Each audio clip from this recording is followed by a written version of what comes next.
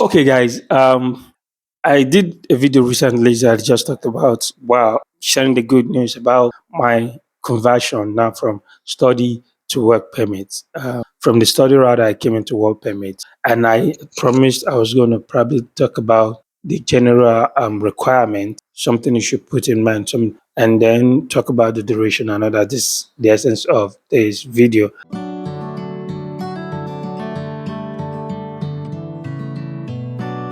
Okay, welcome back, guys. I want to say big thank you again. For those of you that are my old time subscriber, my OG, thank you for being there and always stopping by. And if you see my face for the first time, I want to say welcome to my channel. My name is Joseph, and this is J.O.S. Travel Abroad. It's a good one that you stop by and basically share content about how to travel abroad, basically using the study route. And then mostly I talked about Mota more often because I guess this is what most of my subscribers are looking for based on direct experience. Okay, now let's get back into the gist proper. All right. Now I shared information about I was able to navigate from being a student now to a full time worker, and then I said I would probably talk about the general requirement. The thing is, if you guys have been following me, for those of you that really been my whole time G, you remember we said before now, what kind of happens to be easy for students to convert in the sense that some people then very few, let's say now since it's getting to 2 years, I would say previous years before this 2 years era, I think it was abused when if you come into Malta as a student and then you probably do first semester after 2 3 months you might find a full-time job and then you convert immediately right while you are a student. You can easily switch from being student to full-time worker even if you only attend your lectures for just the first semester. 3 months after you find an employer that is ready to employ you, they do it. So I feel at the point pre my era, pre the time I got in and started my class 2024 January, it was towards that early January. They felt it was totally like kind of abused that people were not eventually coming to study. They were just using the school route to get into Mother and then speak to an agent and employer directly to get a job. So I know the agitation would also come from the school because it's beginning to make you feel like you are using them. They bring you in, then you abandon them and job stop. Now, why I also believe, I'm not saying it's my opinion, that it might be the school will also agitate or say things like this, or the government saw the levels of abuse that is too much. And they were always accepting deposit, tuition deposit, first semester, although indirectly it has returned back to that.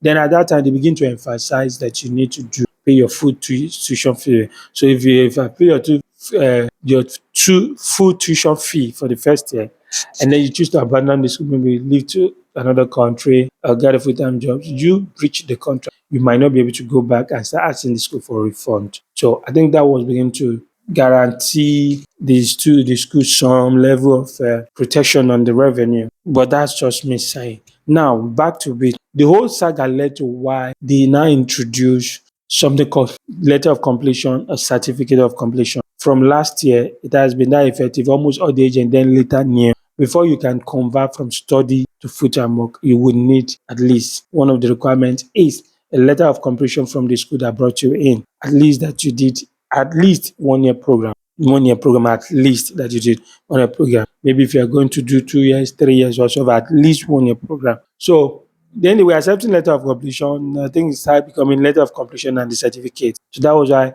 conversion now will need you to finish a program. So in my own case, I shared my news in the previous video that I've been able to successfully convert from study permit to the full-time work permit now. That is simply because I did a year program and I got a letter of completion and the certificate from the school. So number one requirement is you will need a letter of completion and certificate, one way or the other. Then two, the employer will request, that's one thing the employer will ask from you, your that letter of completion.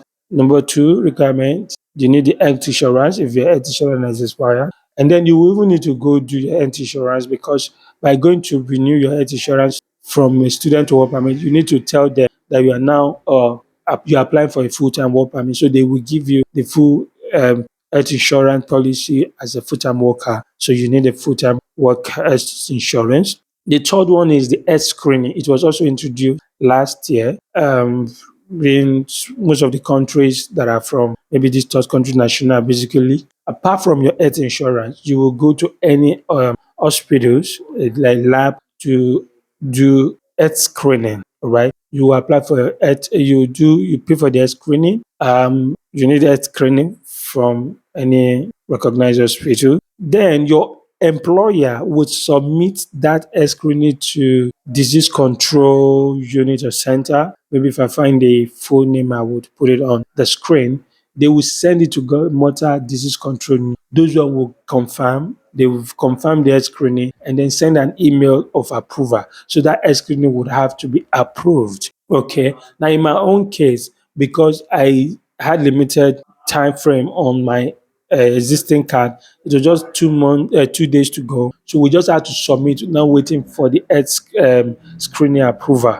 So my employer submitted and got the email later. That was why when they after 1 month, 3 weeks, they asked for the approval email. So if you can, since you are getting the information beforehand, like upfront, what you should do is your employer would send it to them immediately after you would be doing it, and then you have that as part of your document to submit at once. So you might choose to wait until you get an approval from that disease national disease control. Mostly, it doesn't take more than 2 3 days or so that you get the email approval. You need that one. You need their employment contract from your company. They would have to reissue you an employment contract stating that they are employing you on a full-time basis. Now, I'm talking of in case you were, if maybe, let's say you are working with them as a part-time and you're switching, which of course is possible. So you can switch through the same employer that will be giving you part-time job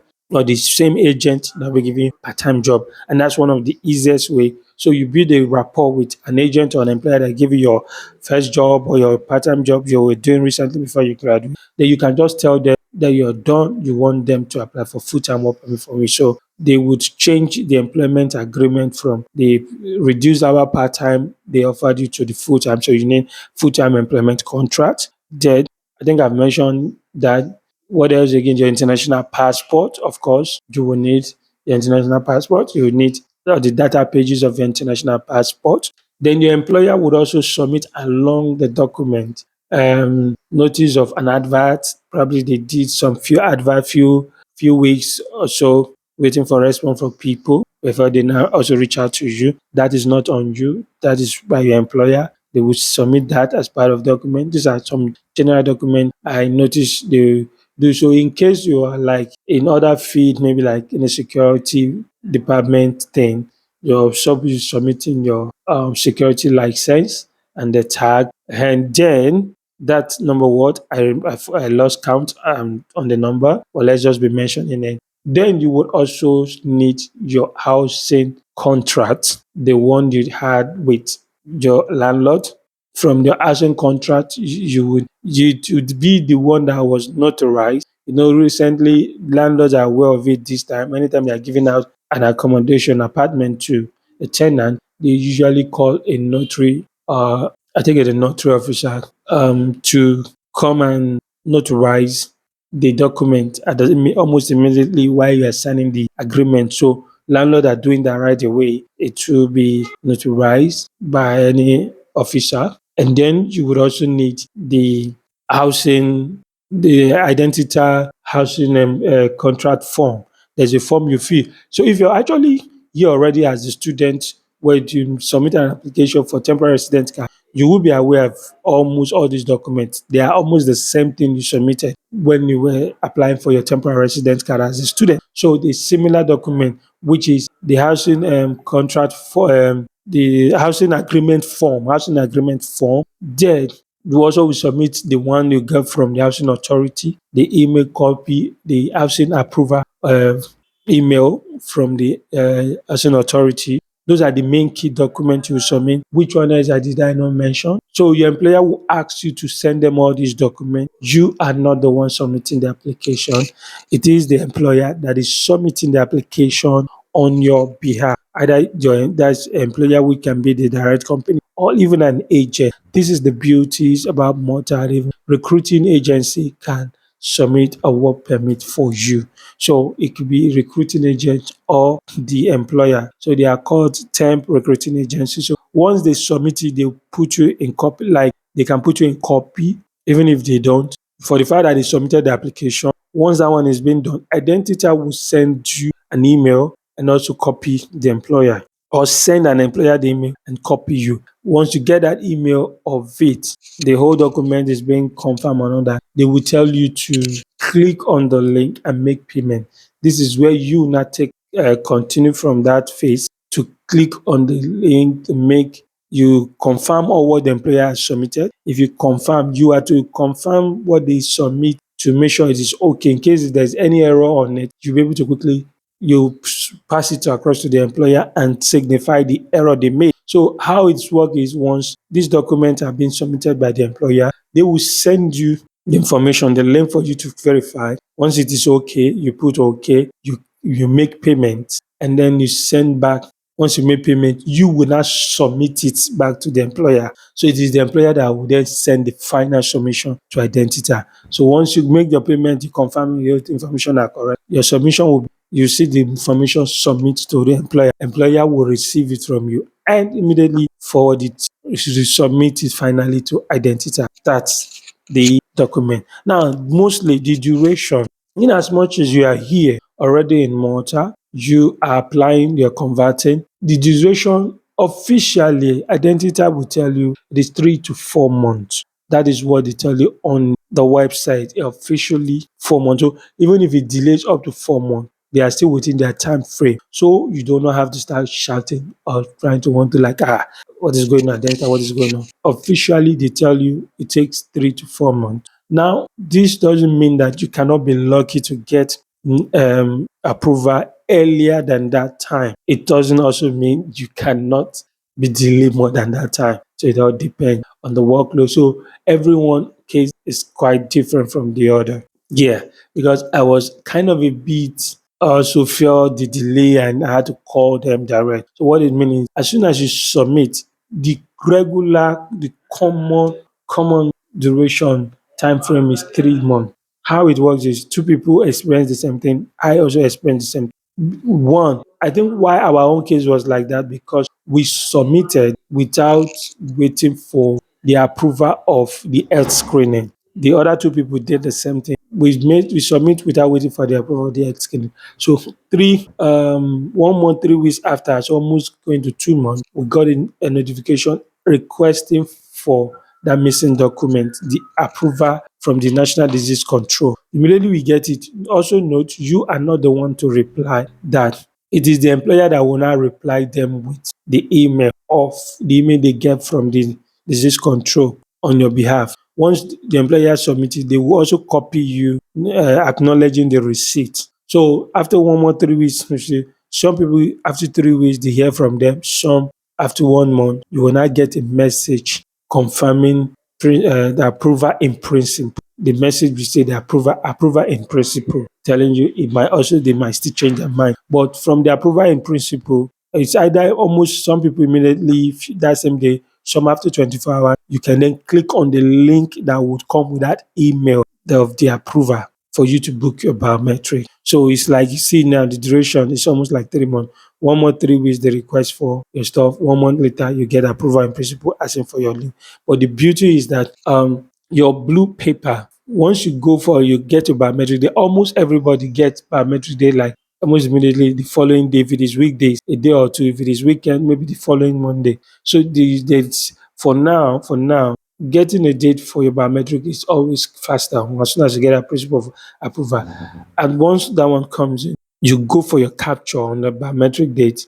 Your own blue paper is quite different from that of the blue paper under temporary student temporary resident card. The worker blue paper comes with a sticker that says the temp it allow you to work temporary pending when your card will be out. So there's always the that temporary allowance stuff thing on the blue paper. But for students, no. So a lot of us, when we were hearing them then that once you have your blue paper, apply can write it, so no. And so it is mostly for when you're applying for full-time work permit. And in most cases, employer, what they need from you is just the blue paper. So even if your employer is trying to be a law-abiding agencies or company, they will tell you, yeah, okay, as soon as you submit application and your card has expired, you can no longer work until you see blue paper. They are not ready to, they are not waiting for the main card itself because they know the blue paper always comes with temporary allowed to work.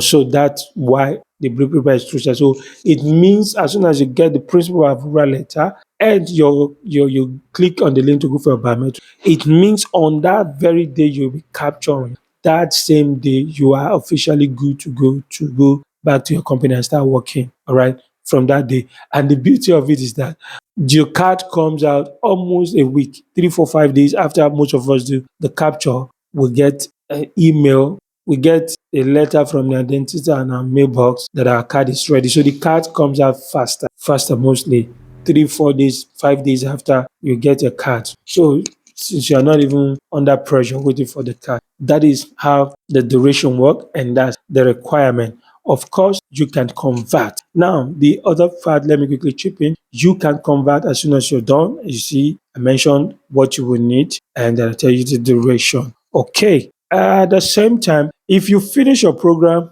you do not wish to apply for full-time work permit immediately, you are actually entitled to post-study permit of those people that I saw that applied for, they were given, they got 7 months, 9 months. It means your the validities of your student card will be extended. You'll be given a post-study extension, temporary resident card as well. You are submitting almost similar document like while you apply for your student temporary resident card.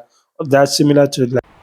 So what I'm saying here, guys, is that this thing is quite similar to what you will, while you were submitting your student resident permit. Most of the documents also have the documents you probably want to submit during the work permit stage. I didn't know the voice at this stage was bad, but I think we're going to end it here. So whatever it is again you have as a question, you can always drop that in the comment section. I will reply you when I get the question in the comment section. Until then, bye for now and thank you.